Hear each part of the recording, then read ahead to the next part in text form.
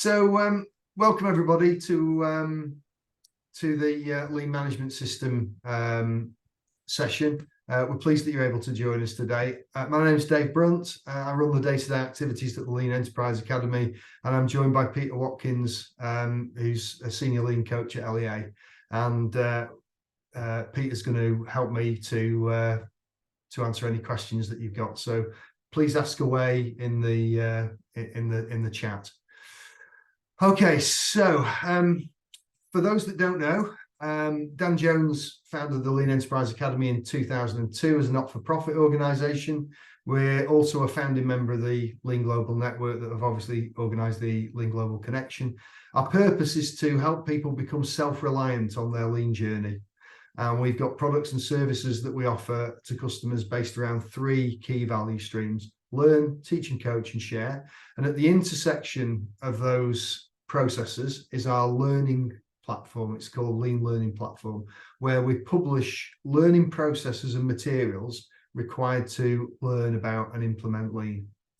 The learning process and materials are all organised around the Lean Transformation Framework, which we both research and develop with partner organisations. And you'll learn more about the LTF in the context of management systems in this particular session. Okay, so what we're in terms of the agenda. First, what we're going to do is a bit of a background and introduce the LTF. Then what we're going to do is do an introduction to management systems, and then next we'll discuss management systems in terms of purpose, process, and people, and then we've left times for Q&A at the end of the session. So the Lean Transformation Framework, it's 5 dimensions and 5 questions, and it contends that successful implementation of Lean thinking and practice requires change on 5 dimensions, and Lean thinking has got a point of view on each of these 5. The first one, Lean always starts with the customer, asking what value we need to provide, and the question, what problem are you trying to solve, is fractal, like a snowflake. It applies equally to the whole organisation, or it could equally apply to a team or even to an individual. So a good question to think about is, how are you doing organisationally and individually with this problem, with value-driven purpose, and what problem are you trying to solve? Does your organisation have a clear purpose, and do individuals have clear line of sight to it and understand their contribution to the purpose and what problems they could be tackling? What is the work to be done to solve the problem? So that's also fractal, from individual standardized work level to value stream and to enterprise value stream level. So have you defined your current state, what your target condition, your future state is, and what steps and experiments are needed to close the gaps between the current and target or future condition? And having defined the work to be done, we now ask in the right pillar what capabilities we need to do and improve the work to provide value. Capability developments needed on at least 2 dimensions: capability to do the work and capability to improve the work. The design of the management system and leadership behaviours is key to designing the work and developing capability. This session is to share our views on management systems for performance and improvement. They're intrinsic to sustaining progress and further improvement. So are you asking specific questions with a view to this, linking back to the purpose of the organisation? And then the final question challenges our basic thinking or assumptions about how we do things and conduct ourselves. So with Lean thinking, it's easier to act your way into a new way of thinking than to think your way into a new way of acting. Uncovering your basic thinking, mindset, and assumptions helps articulate the thinking, mindset, and assumptions needed. Okay, so upon reflection, some common problems that we see. Upon reflection, we found that there's a missing step when organisations start their Lean journey, and that is to get stability first and make improvements second. This means defining the standard of how processes should be performing and solving the initial problems to get the trains running on time every time to that standard. In itself, that will yield improvements, but the importance of the step is not recognised well enough, and it's not prioritised. However, it's fundamental and why establishing a management system for performance is key. This helps provide a foundation or a basis from which to make and sustain further improvements. Okay, so we can now move on to background. We've identified that there are two key management systems in a lean organization, one for performance and one for improvement. A performance management system is all about maintaining a standard level of performance for a process or activity. It uses a structured, connected, visual approach to monitor the performance, highlighting issues and reacting to them in a timely manner. It enables the business to run on a daily basis and sustain a defined level of output. It relies upon gathering accurate data about how the process is performing and having a method to close any gaps that are found. This helps maintain stability and sustain any future step change improvements that are made. An improvement management system is about improving the level of performance for a process or activity.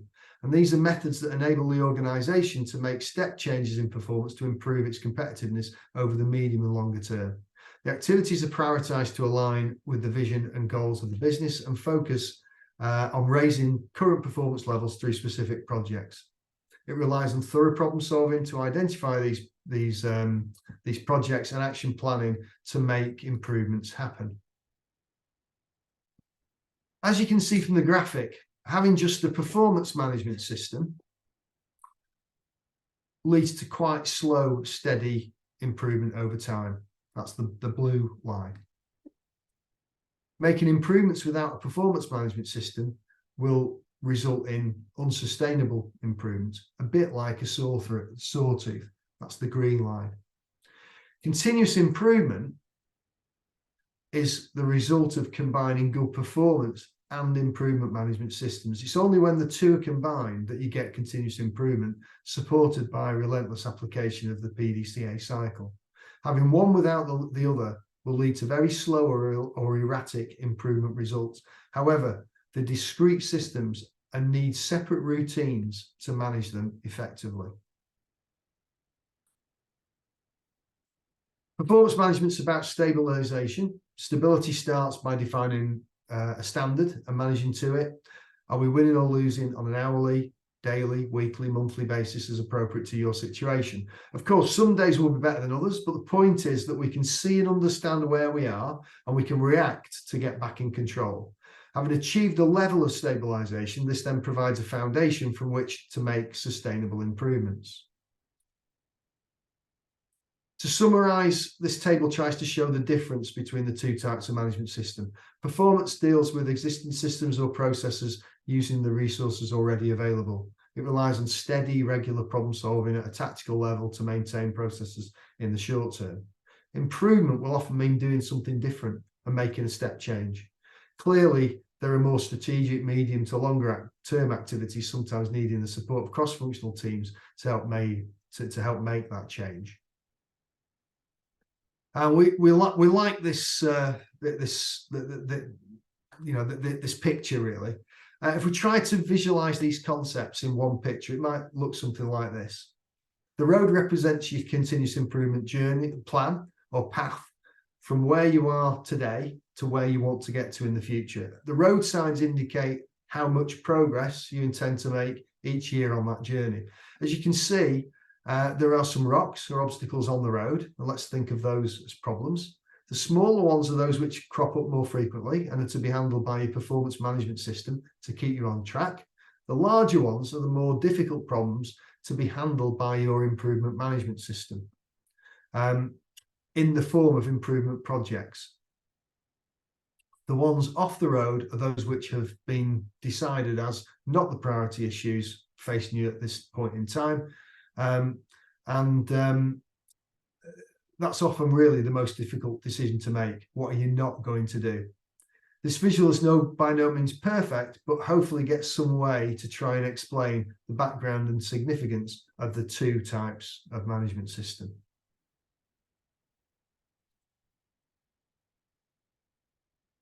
Okay, so the last piece in this section tries to support further our logic of why to start with performance management first. As we've explained, starting with performance management highlights short-term problems to solve whilst achieving some level of stability. By doing this, you'll make improvements in the current performance, and by making the work easy for those completing the value-added tasks, you'll help engage them in the lean approach. Overall, this will help the business performance and appease upper management, but most importantly, provide a foundation for further improvements and step changes to be made. Okay, so we're going to go through the upper portion of the performance management system poster. We always start with the Lean Transformation Framework, and then we cover purpose, process, and people. Purpose positions the subject and why it's important. Process, the conditions and considerations for applying it, and people, the roles and responsibilities required to make it happen. The Lean Transformation Framework is, in essence, as we said, our approach or how we do lean, and we always ask, where does the topic fit in? So as we've discussed, the framework consists of 5 dimensions, which all need to be considered for a successful lean transformation. These dimensions can be asked as a series of questions. So what is our value-driven purpose, and more specifically, what problem are we trying to solve? With regards to a management system for performance, however, that really helps us answer question 4. What management system and leadership behaviours are needed to support the new way of working? As question 4 is at the heart of the framework, it's closely connected with all the other questions in terms of what problem are we trying to solve, how do we do and improve the work, how do we develop capabilities we need, and what basic thinking and mindset drive the change.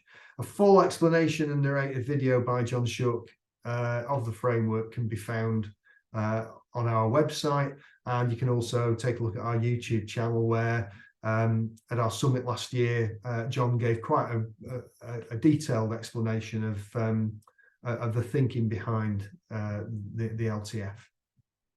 Okay, so let's talk about purpose. As you've heard and now understand, it's all about maintaining the current performance standard. To do that, you first need to define that standard, and then you need to manage to it to achieve stability. So are we winning or losing on an hourly, daily, weekly, monthly basis according to your situation? It can be said that having no performance management system is a bit like flying an aeroplane with no altimeter, compass, or gyroscope, or having Otto as your co-pilot, for those of you that are old enough to remember the film. You don't know if you are too high, too low, heading in the right direction, or getting better or worse. It's a bit like flying blind. By having a management system, we create a stable base for further improvements. The process for managing performance is based around PDCA, or Plan, Do, Check, Act. And it starts with the act and having a method to capture data about how processes are performing and understanding when they're out of standard and need acting upon. That information, where appropriate, needs to be escalated to a regular review meeting held at an appropriate frequency for the business environment. Here, the planning takes place to measure and review the overall status, understand the gaps, and decide the actions needed to close them. The agreed actions are completed or done by the nominated individuals to close the gap and get the process back to standard. The checks then carried out to make sure that the countermeasures and actions have worked.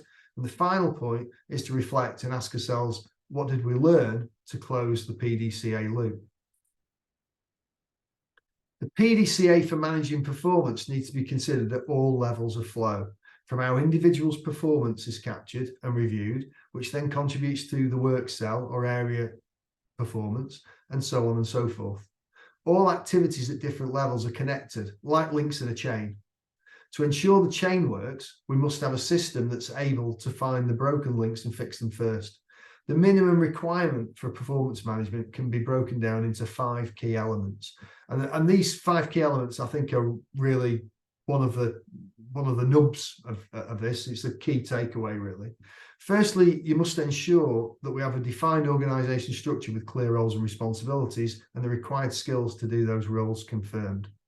Secondly, is to define the key processes in the business and the KPIs and standards to understand if they're performing well.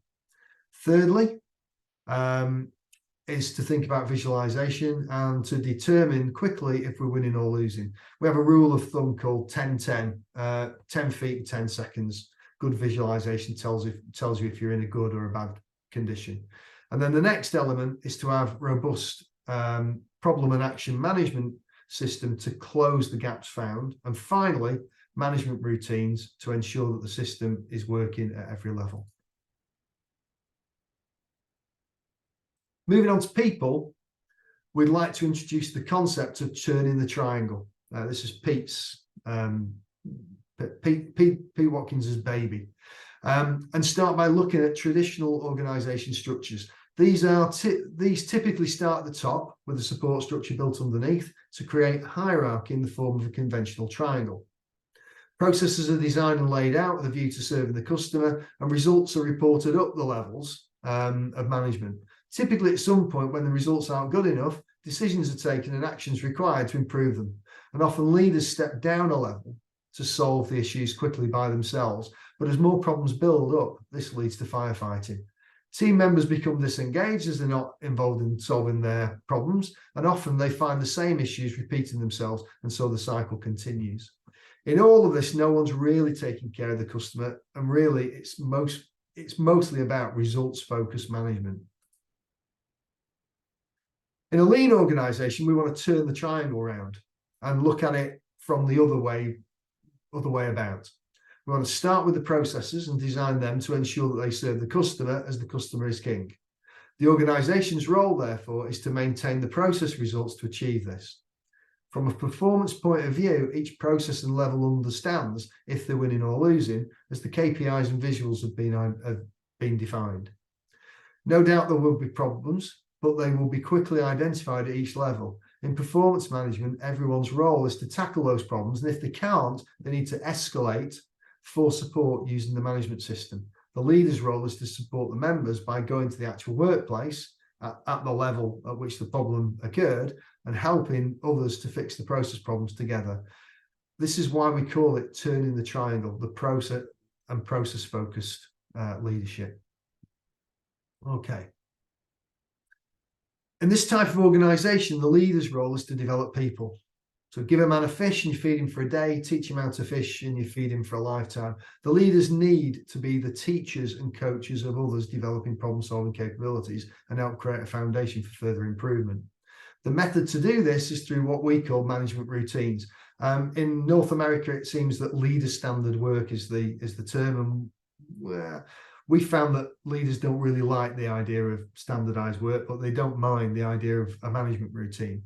The purpose is to put structure around accountability, around leadership, to verify process performance, demonstrate and encourage the right behaviours at the workplace.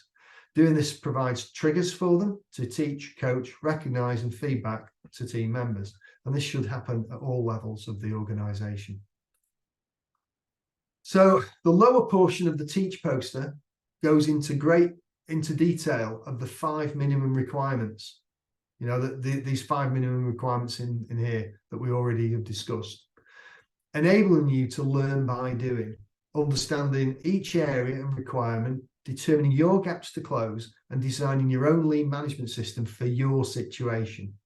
That's the point of this the bottom half of the poster. So take a look at the materials. As a next step, take a look at the materials on management systems and on the learning platform in general at www.leanuk.org. Here you'll find free level 1 knowledge materials and information about the level 2 understanding learning process. We were just saying in the previous thing that there's now about 6,000 users on the platform, and a number of organizations use the materials to build capability with their teams. But you can see here within the management system, we've got activities on those 4 levels, you know, in terms of knowledge, understanding, becoming capable and being able to teach and coach others. And of course, a full kit in terms of a teach poster facilitation guide and so on. So the URL's on the screen, you can check that out. And then our intent, you know, just to raise your eyes up a little bit for those that haven't didn't attend the last session, our intent is to develop materials across the LTF. We've developed learning materials and learning processes across all 5 dimensions. So we've got stuff on at an individual level on standardized work. We've got stuff on problem solving, not just rapid problem solving, but also the A3 process, practical problem solving, and so on. And we've just recently launched some materials on the core leadership skills required to lead lean, and so on and so forth. So and we publish those related really to our current action research projects and the pull from the customers. So our current research projects include problem solving, capability development of leaders, the management system for performance and improvement. We've only really covered in detail in more detail the performance piece today, employee involvement, team working, designing value streams, and so on. And we're doing several of these with partners so that they get early access to the materials as well as the opportunity to learn alongside us. Okay, so to summarize, we shared a learning process for developing a lean management system to your situation. So what are your learning processes that enable you to provide better value for customers, create stability, and have everyone coming to work to do 2 things: do the work, improve the work? What are your processes for developing capability? To do the work and improve the work, to solve the problems you've identified and deliver value to your customer. And how self-reliant are you? Have you worked out with whoever is helping you, even within your own, if it was just a continuous improvement team, what gaps you will close? How are you doing against that plan? Are you on a journey to become self-reliant in lean thinking and practice? And we think that having access to good learning materials is a must, really, to be able to do that. And as I put there, the materials that we've been developing are really cost effective. It's only £100 plus VAT per year for a member to get access to all of those materials that I put on around the LTF. So that's the talk done. We said we'd have questions, so we got 8 minutes, and I think I'm joined by Pete. Yeah, there he is. So what questions do you have? Whoops. What questions do you have? Have we got any yet, Luke? We've had some, we've had one, Dave, so yeah, but I've answered it online, so. All right, okay. Yeah, from Marcel. We talked about developing capabilities, and whether we should develop capabilities to do the work and improve the work in the same people as we're going along. Okay. And of course, yeah, we should develop the leaders, as you said, should develop the capabilities of the people. So it starts off with having your process capabilities first, so people can actually do the work. And then the next stage would be then to give them problem solving capability, to be able to identify problems first. So knowing the 8 ways, understanding standardized work, and then problem solving capability to be able to stabilize and improve the work. And of course, that should be part of your daily performance review. We should probably not every day, but at least once a week, ask, are we winning or losing with our development activities? So, to keep them on track against the plan for every person. So that should be part of your daily performance system. So we should have skills matrix on your boards or your performance or your virtual board. And we should be asking those questions at least once a week about, are we winning or losing on those development activities? So we've got a couple of questions coming in. The first one, I'm sure this is David Marriott, but it's an anonymous attendee. So when will your value stream mapping course be available? Yeah, that's me. It's a Dave Brunt task. So actually, progress is being made, and the upper part of the teach poster is in draft, and has been shared. So I think it would be fair to say it will be sometime in the new year, is the answer. Very good. So yeah, so yes, that will be just door to door to begin with. the difficult part of this is we've got all of the material, so we can do the projects, but we haven't got the teach posters. So we haven't got it in a publishable form, so that actually we can give that to people so they can do things for themselves. But sometime in the new year, I suspect probably maybe around February time it'll be ready. Yeah. So there is another question, but whoever asked that has said, following on from that. So similarly, the Hoshin Cannery and policy deployment with A3, but I think we've got those planned for kind of later in the year, haven't we? Yeah. So we're doing an experiment on that now, Luke. So yeah, we're developing one for management system for improvement. That's part of that. So we're trying that out with the customers again. For several. Yeah, I mean, we don't publish it unless we try it out with the customer. So that's or several customers, because it needs to be right, and it needs to be genericized, generic enough to be practical. So